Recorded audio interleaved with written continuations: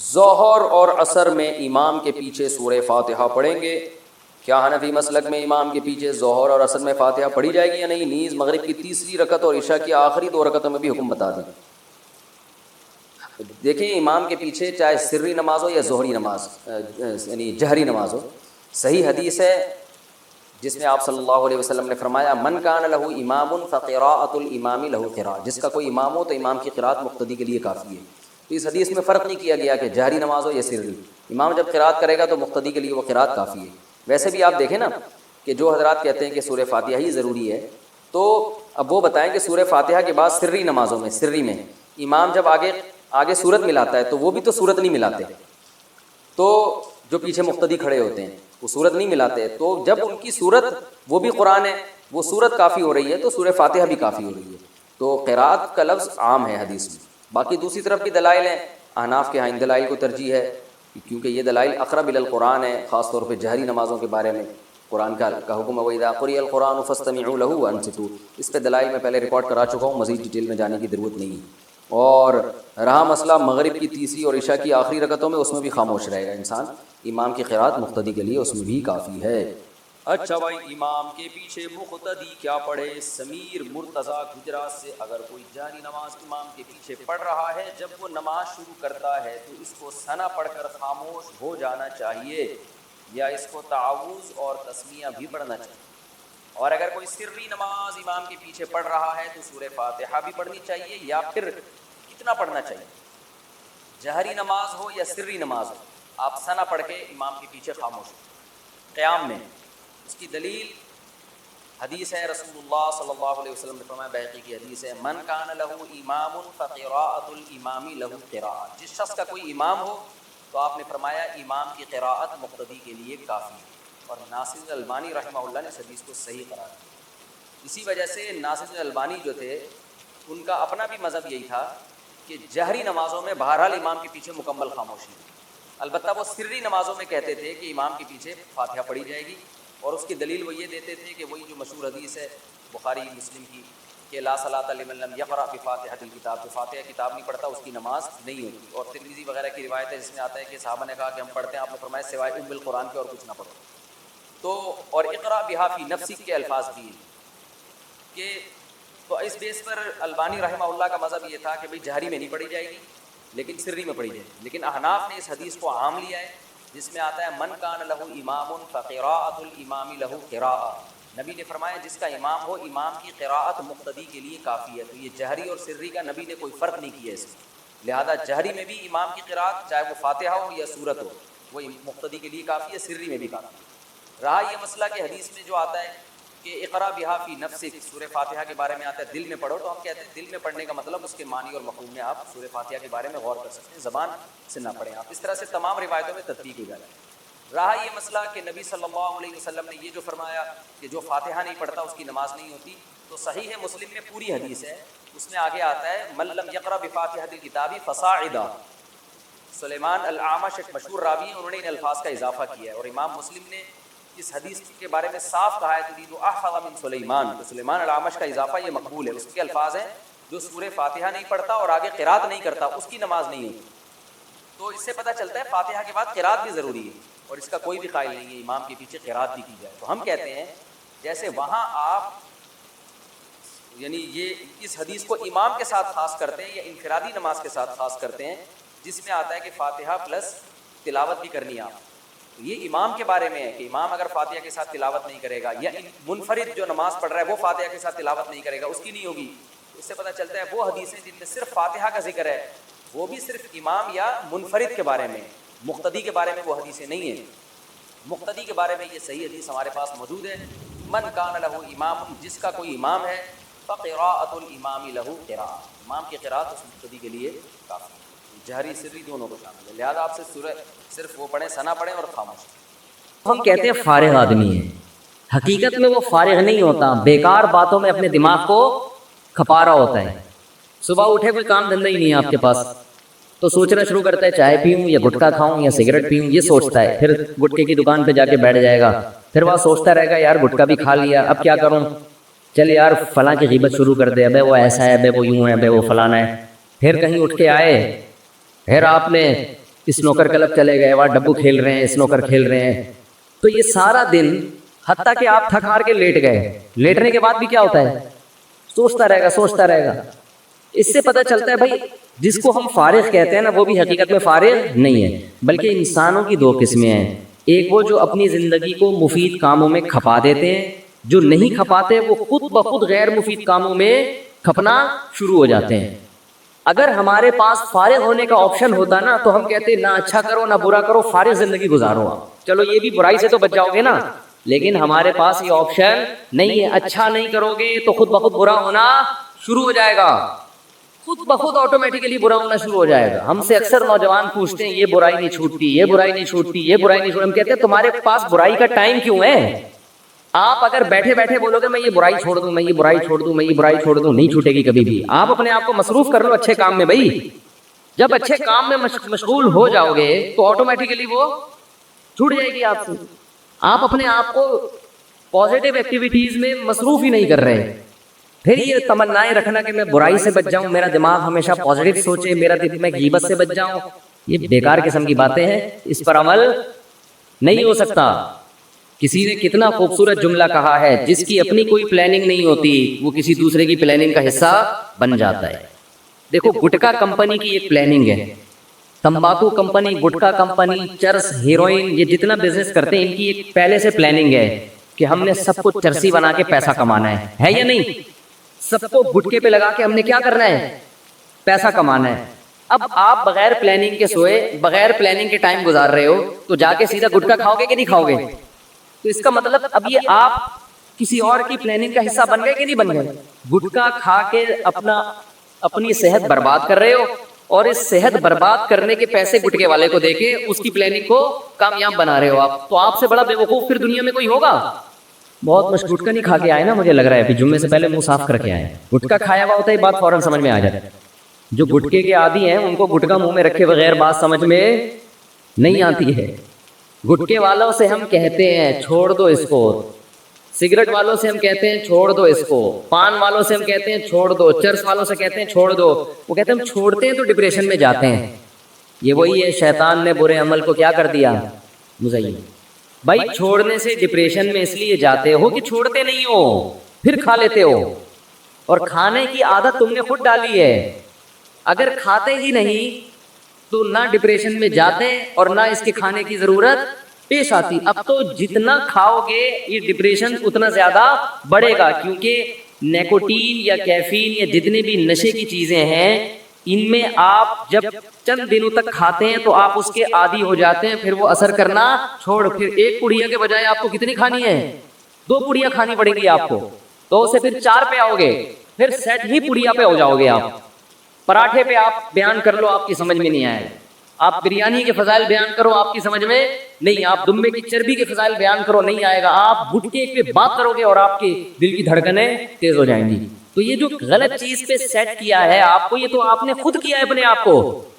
اب اس کا علاج یہ ہے کہ جیسے برائی کرنے سے برائی کی عادت پڑتی ہے, چھوڑنے سے چھوڑنے کی عادت پڑ جاتی ہے. جو کام کر کے برائی کا اپنے آپ کو عادی بنایا ہے اس کا ریورس کر لو تو عادت ختم ہو جائے گی.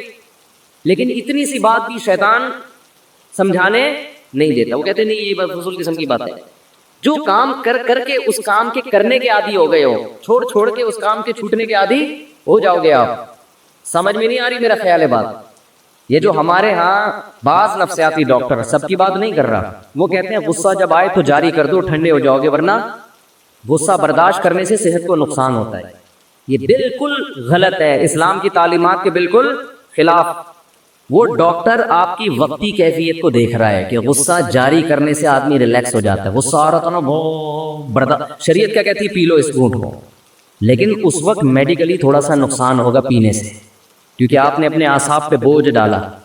میڈیکلی اس وقت اس غصے کو نکال دو گے, ٹھنڈے ہو جاؤ گے. جیسے گھر آئے دیکھا کھانا نہیں مل رہا تو لاتے مارنا شروع کی, کرسی اٹھا کے وہاں پھینکی, گلاس اٹھا کے, جیسے توڑتے ہیں لوگ.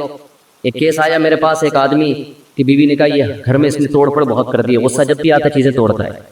میں نے کہا کیوں توڑتا ہے؟ کہہ رہا بیوی کو کبھی نہیں مارا میں نے, بیوی کو میں نے کبھی نہیں مارا, چیزوں پہ نکالتا ہوں غصہ.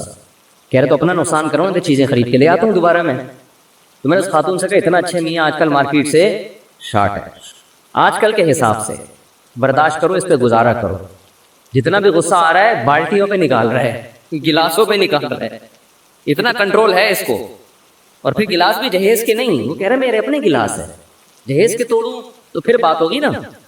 تو میڈیکلی کیا ہوتا ہے، جب آپ نے غصہ نکالا، چیزیں توڑ دیں پھوڑ دیں، آپ تھوڑی دیر میں ریلیکس بھی ہوتے ہو، تھوڑی ندامت بھی ہوتی ہے، یار زیادہ ہو گئی، سوری بھی کرو گے وغیرہ وغیرہ نا. یہ وقتی فائدہ ہے غصہ جاری کرنے کا. اس کا نقصان پتہ ہے کیا ہوگا؟ پھر دوبارہ غصہ آئے گا، پھر کچھ توڑو گے، پھر تیسری بار غصہ آئے گا. ایک دن آئے گا بیوی کا منہ توڑ دو گے، بولا بس چیزیں بہت ٹوٹ گئی ہیں، اب تو کیوں جڑی ہوئی ہے اب تک ہے؟ تو کیوں جڑی ہوئی ہے؟ اس گھر میں ہر چیز ٹوٹی ہے تو کیوں جڑی ہوئی ہے؟ تو اس کو نا اپنے آپ کو ریلیکس کرنے کے لیے بار بار غصہ جاری کرنا پڑے گا، عادی ہو جائے گا. لیکن جس نے غصے کے کڑوے گھونٹ کو پی لیا، وقتی نقصان بھی ہوگا، ہو سکتا ہے بلڈ پریشر بہت ہائی ہو جائے، ہو سکتا ہے نیند اڑ جائے، ہو سکتا ہے کچھ بھی، یہ وقتی نقصان ہے. آہستہ آہستہ غصہ برداشت کرنے کی طاقت بڑھے گی، اور پھر انسان کی عادت ہے جو قوت استعمال نہیں ہوتی وہ قوت کمزور پڑنا شروع ہو جاتا ہے. غصے کی قوت استعمال نہیں ہو رہی تو غصہ آہستہ آہستہ شارٹ ہونا شروع ہو جائے گا. غصہ مارکیٹ سے شارٹ ہو جائے گا، غصہ آنا ہی بند ہو جائے گا، پھر یہ ریلیکس ہوگا، پھر یہ اس کا بی پی ہائی بولو نہیں ہوگا. آج کیا ہو رہا ہے کہ جو ذرا سا مسئلہ ہو برداشت نہیں سکھاتے، برداشت نہیں کرتے، کبھی ادھر مار رہا ہے، کبھی گالیاں دے رہا ہے، کبھی یہ کر رہا ہے، کبھی وہ کر رہا ہے، کبھی طلاقیں نکال رہا ہے، کبھی کسی کو پکڑ کے کوڑ دیا، کبھی کسی کو پکڑ کے کوڑ دیا. تو یہ انسان کے جنگلی ہونے کی دلیل ہے. ہمارے نبی صلی اللہ علیہ وسلم کو جب غصہ آتا، حدیث میں آتا آپ کا چہرہ مبارک غصے سے سرخ ہو جاتا، بس اس سے زیادہ نہیں. صحابہ سمجھ جاتے کہ آپ بہت شدید غصے کے عالم میں ہیں. ایسے ایک غصے کی کیفیت ہوتی کہ جیسے انار کا رس آپ کے چہرے مبارک پہ ڈال دیا گیا، ایسا سرخ ہو جاتا. لیکن برداشت کتنی تھی؟ کسی نے ہمارے نبی کو تانا دیا کہ اس دفعہ مال غنیمت میں پراپر عدل نہیں ہوا ہے.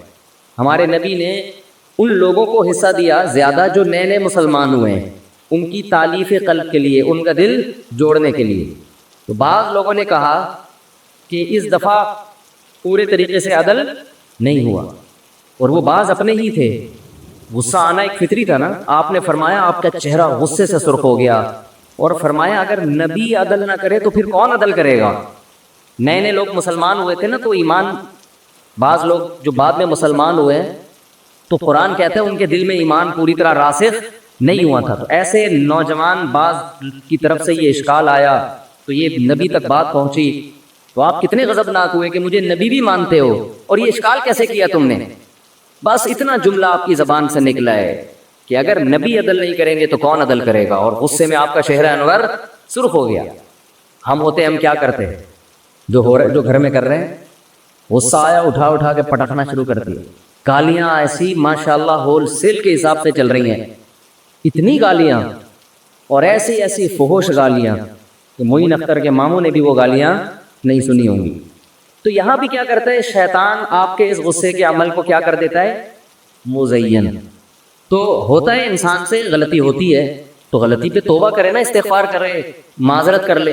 علماء نے غصے کا ایک علاج یہ بتایا کہ جن لوگوں کو غصہ زیادہ آتا ہے نا، وہ معذرت کرنا سیکھ لے. جب غصہ آ گیا اور آپ نے بڑے بڑے سنا دی تو بعد میں کیا کر لو؟ سوری کر لو. اس سے بھی غصے کی بیماری آہستہ آہستہ شارٹ، کیونکہ آپ کو پتا ہوگا بعد میں سوری میں نہیں کرنی ہے، بعد میں معذرت. ہمارے ایک دوست تھے کلاس فیلو پٹھان، گاؤں کے دیہات کے، ہمارے ساتھ پڑھتے تھے. انہوں نے ہمارے شیخ حضرت مفتی رشید احمد صاحب کو اصلاحی خط میں لکھ کے بتایا کہ مجھے اپنی بیوی پہ بلا وجہ غصہ آتا ہے، بعد میں احساس ہوتا ہے کہ یار یہ اتنا بنتا نہیں تھا. دیکھو جب آخرت کا خوف ہوتا ہے نا تو انسان ایک دوسرے کے حقوق خود پوچھ رہا ہوتا ہے کہ میری کیا ذمہ داری ہے. کہا میں غصے میں پاگل ہو جاتا ہوں، پھر میں مارتا ہوں اس کو، ایسے کرتا ہوں، یوں کرتا ہوں. تو حضرت نے ان کو صرف اتنا جواب لکھا کہ جب بھی آپ کو غصہ آئے اور آپ بیوی پہ جاری کریں، آپ نے بعد میں بیوی سے معذرت کرنی ہے. یہ آپ پر لازم ہے. اگر آپ نے مجھ سے بیعت کیا ہوا ہے نا، اگر آپ مجھ سے بیعت ہیں تو جو بیعت ہوتا ہے اس پر لازم ہے نا، پیر جو حکم دے اس کی پابندی کرے.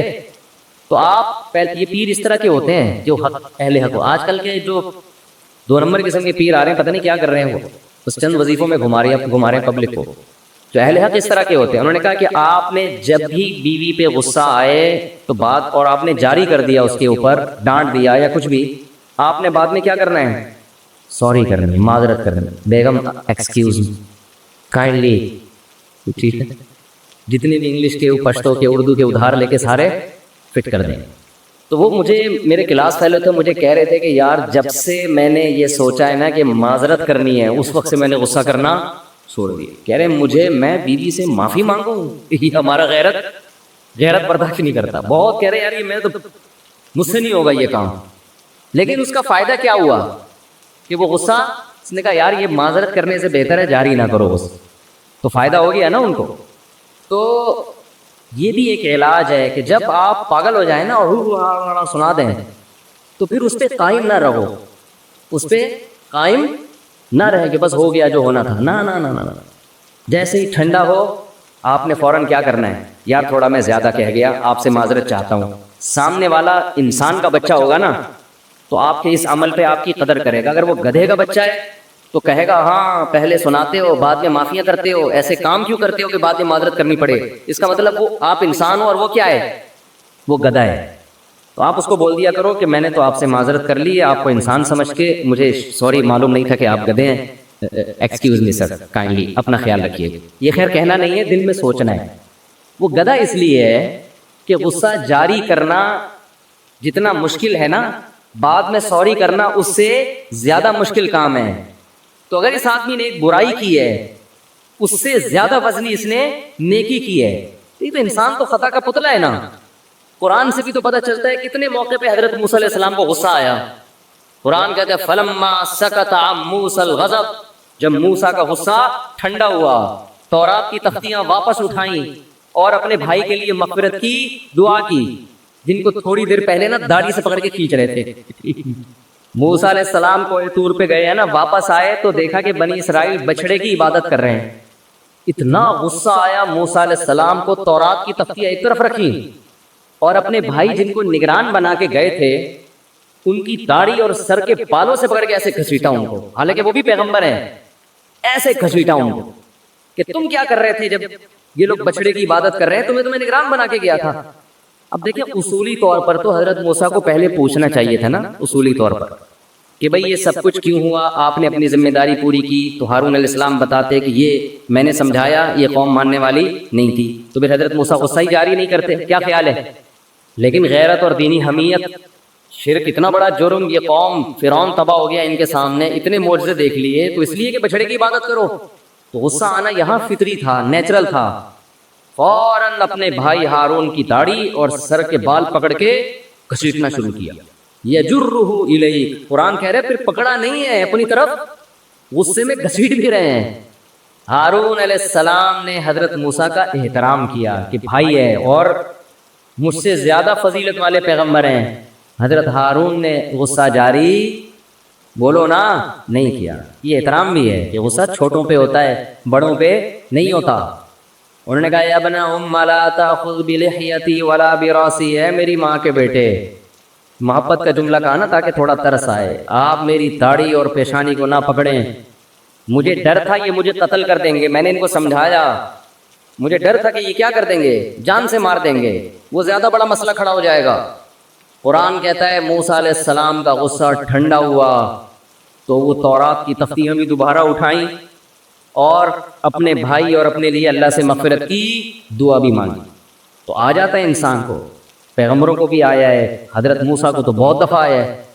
بخاری میں حدیث ہے کہ موسیٰ علیہ السلام کے پاس حضرت موت کا فرشتہ آیا, پوچھا کہ کس سلسلے میں آنا ہوا آپ کا. حضرت موسیٰ نے پوچھا آپ کا آنا کس سلسلے میں ہوا. اس فرشتے نے کہا آپ کی روح قبض کرنے کے سلسلے میں حاضر ہوا ہوں, آپ کی روح قبض کرنے کے سلسلے میں. حضرت موسیٰ نے زور سے لگا کے ایک تھپڑ, زور سے تھپڑ لگایا, اس کی آنکھ گر گئی نکل کے. اللہ کے پاس جا کے اس فرشتے نے کہا اللہ آپ نے مجھے کن کے پاس بھیجا ہے. اب یہ غصہ کیوں آیا حضرت موسیٰ کو, یہ ایک لمبی تقریر ہے, ایک لمبی بحث ہے. اس میں جو جلال تھا ان کی طبیعت میں.